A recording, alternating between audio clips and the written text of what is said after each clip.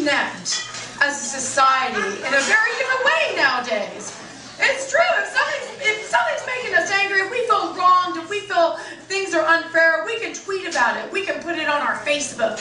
You know, and I hate it. I do hate it because now my kids, if they're mad at me, they don't get to, you know, think about it, maybe phone a friend. It's on their wall. Right? Yeah. I know. And POS doesn't stand for point of sale. It stands for parent over shoulder. Can we just be clear about that? It's very different. We connect so differently nowadays, and I find it so intriguing because we want that most stable, that fastest, that newest connection. We want each other's statuses, we want the updates immediately, we want to know what each other's doing, where you are, what you're eating, send me a picture. You know what I mean? We want all that, we want to be connected. There are 200 million tweets a day. Yeah, and if that doesn't relate to you, that would be the entire Harry Potter series being published every 19 seconds. Yeah, if you wanted to print a 1 day of tweeting, that would be 1.4 million pages that you would have to read through. That is how much we are connecting nowadays. And it's truly amazing, because then I'm thinking, well, maybe our connectivity is emulating something that we all feel, that we all want to be connected on some level, right? But our connectivity has changed us to now we don't look at each other. I don't want to go see the guy at the check-in. I don't want to go up to a bank teller. That's weird. I'm going to have to talk to a person. Can't I just tweet them from across the room? Right? It just amazes me, and I get it. My husband is totally addicted to his BlackBerry. He's always on his BlackBerry text messaging all his friends. Even if we're out for a nice romantic dinner, he has it under the table. Pisses me off. I'm like, what are you doing? He's like, nothing. I'm like, what are you doing? He's like, nothing. I'm like, your chin is glowing blue. You know, and then I reminded him, I'm like, you know what? There's a one-letter difference between wireless and wifeless. Yeah, I'm like, connect with me. I got buttons, you know what I mean? Yeah, and an inbox. You got mail. Check your messages.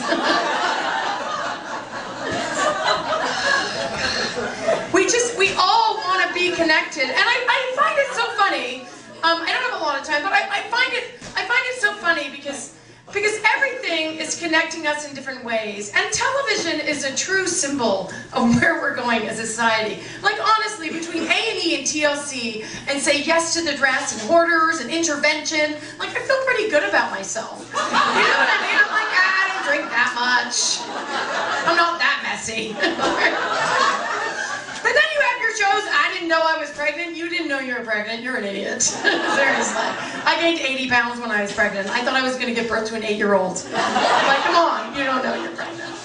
19 kids and counting. Really? You have 19 kids and they're crazy religious. Have you seen that show? This crazy family in the States, they have 19 children and they named them all by J names. Because they're crazy religious. What do you call them? Morons. That's what you call them. You gotta have 19 children? Seriously! And it's like Josiah, Jeremiah, Jim, Bob, Janet, Jessica, Joshua, Justin, Jesus. I don't know, they ran out of names. Someone should tell them there's other letters, other words, right? And she's so proud, right? She's like, I delivered every single one of them. I'm like, you can't be proud of that. You're not a Pez dispenser. You know what I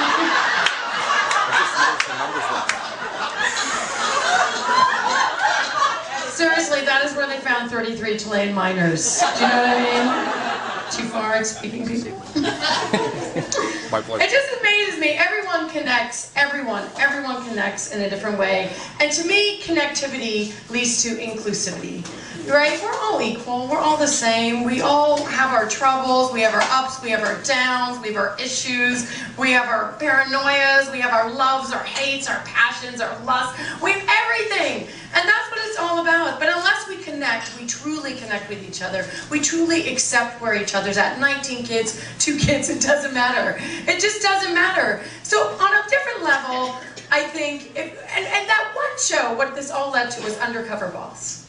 Because, do you love that show? I love that show because it's a boss, it's a CEO connecting with his staff again. It's connecting with everything. And that's what it is, because we forget how to connect. We forget that we're all people. It doesn't matter what you are. It doesn't matter if you're a CEO. I worked at an AIDS hospice for 2 years as a cleaning lady. And it didn't matter if you were a doctor, nurse, a cleaner like myself. It took all of us to run a hospital.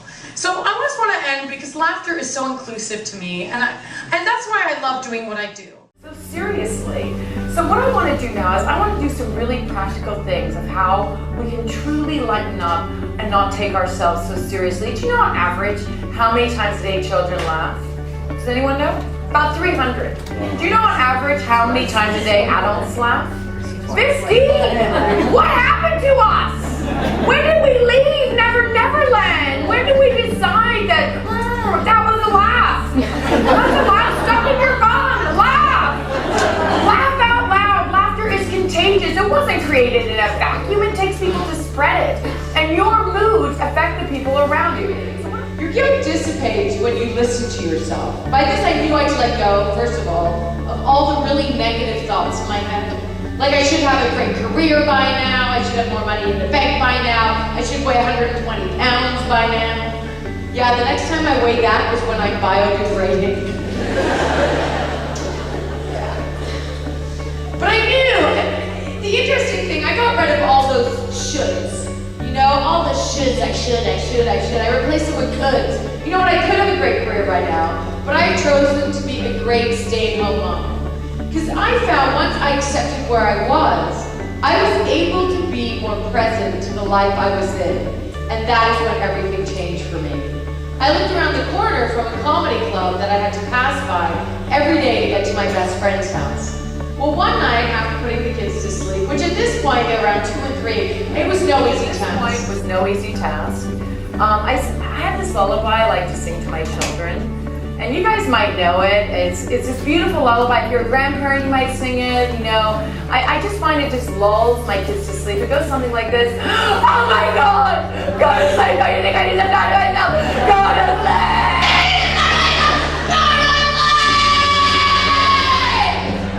You guys know it? You might know it. I know. It's one of our unspoken secrets. So I get to the comedy club that night. I'm watching these comics on stage and I'm thinking, oh my gosh, I could do that. There's so much to talk about with the kids. Like I took them all to the science center. There was a scientist there doing an exhibit on minerals. And he asked the kids, he's like, okay kids, what do you use salt for? And one kid's like, well my mother cooks with it. Another one's like, my daddy sprinkles it on the sidewalk so they don't slip. My kids scream out, tequila! I think nowadays we're a little crazy with overprotecting our children. Honestly, I can't believe I survived my childhood, can you? We didn't have bike helmets, we didn't have knee pads, stair gates, plastic plug covers. Come on, when we were kids, we put our finger in the socket. While our mothers washed. Come on, lick it. Yeah, we got electrocuted, it hurt, and then we never did it again. I have to tell you guys, I left the comedy club that night elated.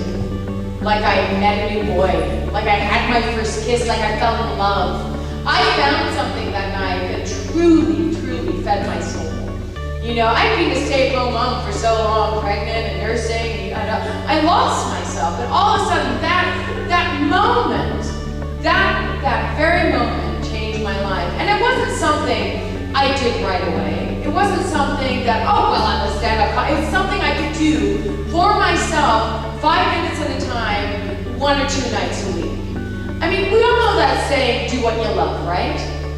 Which is so easy to say if you're a rock star. But when you're in the day-to-day grind of life, you often lose sight of that. How many of you wake up on a Monday morning and think, oh yeah, going into work,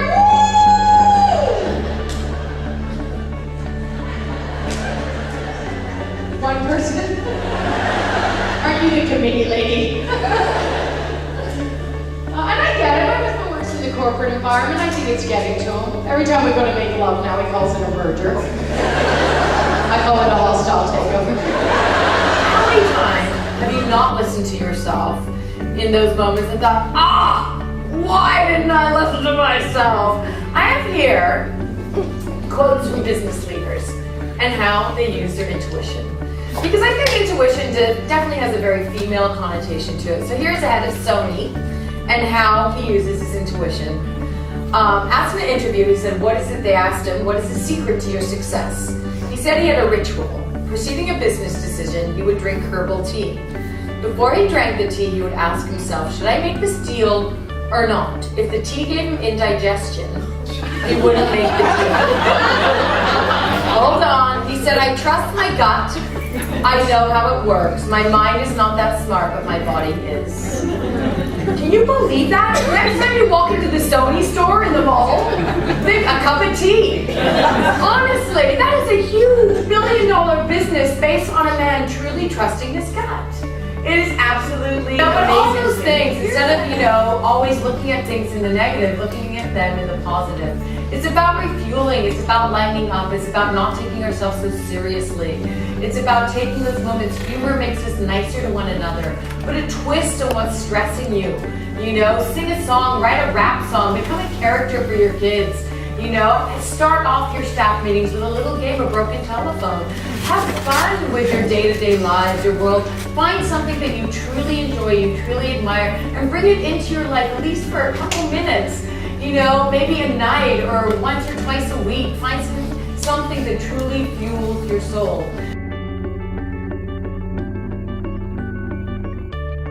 And it couldn't be done without everyone doing their part. So it's about, and that's what humor is. That's why humor is so magical, because it is inclusive. And everyone, like your ad, has a different perspective on everything. I just want to end with this, because my husband and I, we've been having the same fight, and it has now lasted over 10 years. Yeah, it's just going to keep going until he figures out I'm right. But okay, this is the fight, this is it. It started around the year Y2K, and it was all about which century was it. I said it was the 21st century. He said it was the 20th century until the year 2100. That is the fight. So we're walking down the street, right? He brings it up again. He's like, it's the 20th century. Because that's the way he talks.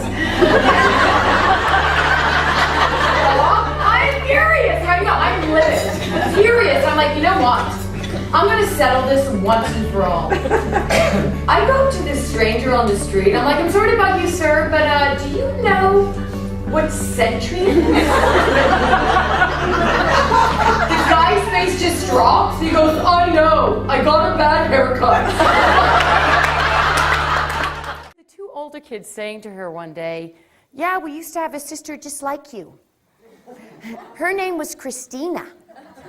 And she had glasses like you and blonde hair like you, and she was really cute just like you.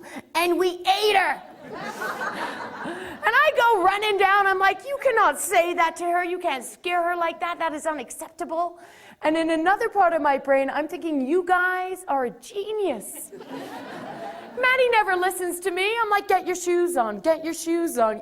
Christina wouldn't get her shoes on either.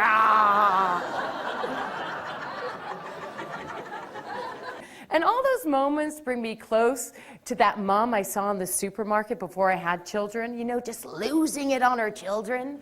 And you're thinking as a single person, oh my God, lady, get a grip, she's shorter than you. And then all of a sudden you are that mom, and you can't believe it. And then, do you remember the mom look your mom would give you? Do you remember the look, the mom look?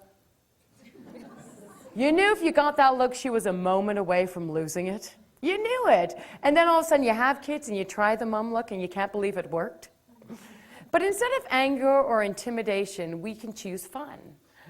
Anger is something we choose because we don't know what else to do to get the results we want. And anger often manipulates people into doing what we want.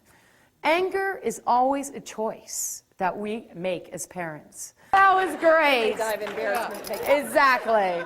My point is, if you become an opera singer, we have to leave now, and all your kids' friends are going, is that your mom? Yes, it is. I'm leaving. They're gonna leave. And instead of your kids having memories of you screaming at them and getting stressed and annoyed, they're gonna have really fun memories of you being really playful. Thanks so much for volunteering. Please. And I know what you're all thinking, well, you're just embarrassing your children. But fun cancels out stress and brings everyone into the moment. The next thing I want to talk about is intuition. Kathy was also touching on this topic, and she had a lot of stats and good points about it. I'm more about the fun of it. I remember being in the lineup at the supermarket, and I had my newborn with me, and she was, fussing a bit, and I was a little embarrassed as a new mom. And I started talking to this woman in front of me, and she was like, well, are you getting a lot of advice right now? And I'm like, yeah, from the way the baby should sleep, on its back or its side, what kind of diapers, to how many times a night I should be breastfeeding. It was just overwhelming to me. And she just looked at me and said, you know what, you're the child's mother. You know what is best for your child. Use your intuition. Intuition will always lead you to answers. Your fear will always lead you to questions and guilt. I think that it's one of the greatest tools we possess as parents. It really is. You've all been there, haven't you? It is crazy out there. I mean, obviously there's common sense, there's safety in numbers, but how do we teach them independence when we can't let them go anywhere alone? And it is so true. I think the most important thing we can teach them is to listen to their gut, to their intuition, because that way, whether it's a voice in their head or a feeling in their stomach, all those things are valid, and to really listen to that. Another thing I want to discuss is the power struggle. Another issue that I came up with the workshops that I was running was siblings fighting and having the tools to deal with this. So I came up with 2 really fun ways that I deal with conflict with my kids when they start arguing. One, as you can tell, is court. Yes, I hold court. Just think Law and Order. Dun, dun, dun, dun, dun. They start fighting. I set up my own little witness box. I get out my meat tenderizer as my gavel. I've always wanted to be a judge. I make them swear on the most important book in the world. You swear to tell the whole truth and nothing but the truth to help you cat in the hat by Dr. Seuss. All right? But what it forces them to do is who's ever in the witness box has to tell their truth. And who's ever not in the witness box, even though they can object at times, which I sustain, overruled, right? But I find it gives them the chance where they really have to listen to each other and really know why each other is mad. And I find by the end, by the time I make my ruling, which is usually a hug and a kiss and an apology with whoever I thought was mistaken or did something wrong, but I find it really teaches them the tool of listening. Now this takes a little more planning, but if a fight breaks out in the house, I put them in, you want to fight? You want to fight? All right. I get out my pot and my wooden spoon and I ding my bell. Now the trick to this one is, it's all in the intros that you give them. So I'll put them in each corners and I'll be like, Madison, weighing in at 42 pounds, wearing her favorite pink Barbie pants and her Hello Kitty t-shirt, mad that her, why are you mad? Mad that her brother snapped the head off her Barbie is Madison. And then I put her back in her corner. I bring out her brother, right? And I'll be like, Jaden, weighing in at 62 pounds, wearing his camouflage pants and his favorite ninja t-shirt. Why did you tear the head off her Barbie? Sick of playing Barbies and her not wanting to play anything else is Jaden. And then I'll bring them both in. I'm like, I want a clean fight. Right? And by the time I find that I'm finished the intros, they are so giddy and know exactly why each other's mad that it doesn't go any further and is resolved at that point. But I find it really gives them the tool of listening to each other. But I think the thing, if it does happen in front of the kids, I think the most important thing to do is resolve it in front of the kids. And I find that one of the most common fights that parents have told me about is the power struggle of, I worked all day. Yeah, well, I took care of the kids all day. And I like to call this codependent martyring. Yes. What I like about this, I think how to resolve this is to acknowledge each other.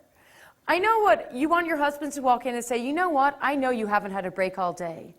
And that you worked so hard parenting our children, and you've been doing such a great job that I want to help you right now.